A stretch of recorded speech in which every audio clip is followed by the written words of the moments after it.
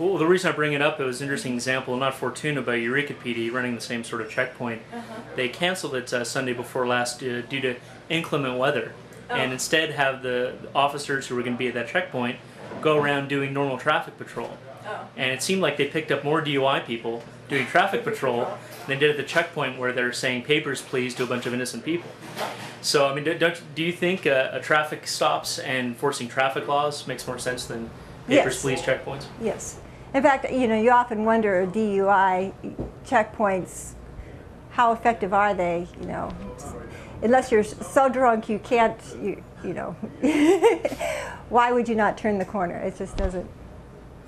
And one more question on law enforcement. The Humboldt County Board of Supervisors, a pretty close vote, it was 3-2, but they did vote to establish a law enforcement committee, not a full police review commission, but something that would at least review in an advisory capacity the policies, practices, procedures, in this case of the Humboldt County Sheriff's Department. Right. But they did invite local cities, if they wanted to send 1 or 2 representatives, they could incorporate their own local police departments, law enforcement agencies in that process, at least of a review of their policies. Fortuna so far hasn't taken them up on that. Do you think they should?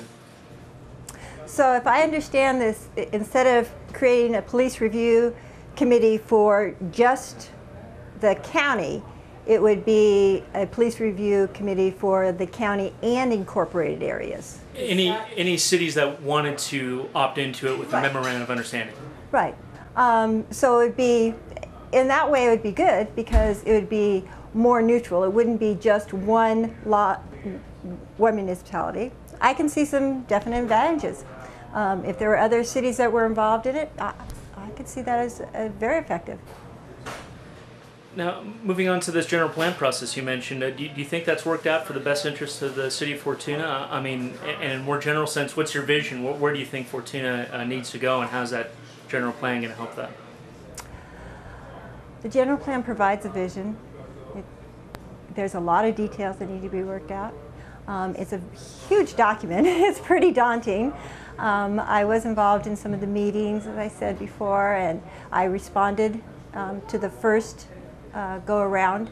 And I still have some of the same concerns. I'm concerned that the way housing is approached now, that as a city we have a responsibility to make sure that it's low-income housing. And I'm in total agreement. I'm glad that we have that requirement.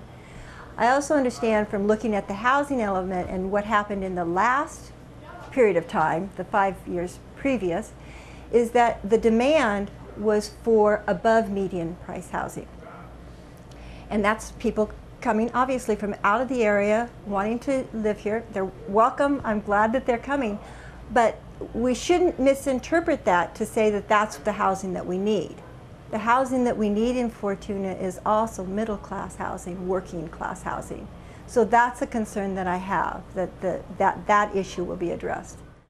Do you think Fortuna could be doing more to support mass transportation options, in particular the fact that there's no Sunday bus service, that you can't even get out of Fortuna after 7 p.m. at night? And it kind of makes it hard, you know, for working-class folks, right, seniors, students, disabled folks to get around. Yeah.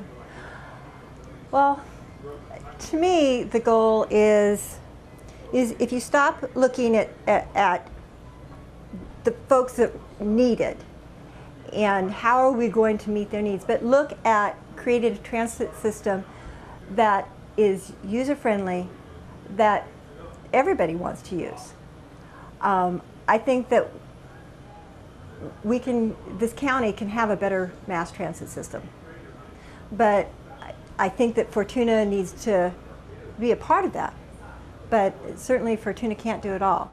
Last question, what do you think you would be able to do that would be most effective if elected to create jobs, create living wage jobs for the people of Fortuna and beyond? What I can do? I think Fortuna, in the 80s, Fortuna rezoned some land, industrial. And it was sort of like, if we zone it, they'll come. Well, they didn't. And it was rezoned, and our River Lodge was built there and some motels. And that has worked. I don't want to, you know, the rezoning was okay there. But I think that just zoning land is not enough. Fortuna was devastated by the timber wars. And the only thing the county got out of that was the Headwater Fund. And I'm not sure that Fortuna has looked to receive any of that Headwater Fund. And we should be utilizing that. Is there anything else you'd like to say as voters head to the polls on November 2nd? Please vote. All right, Janelle Egger, thanks so much for coming in to Has Me today. You're welcome. Thank you.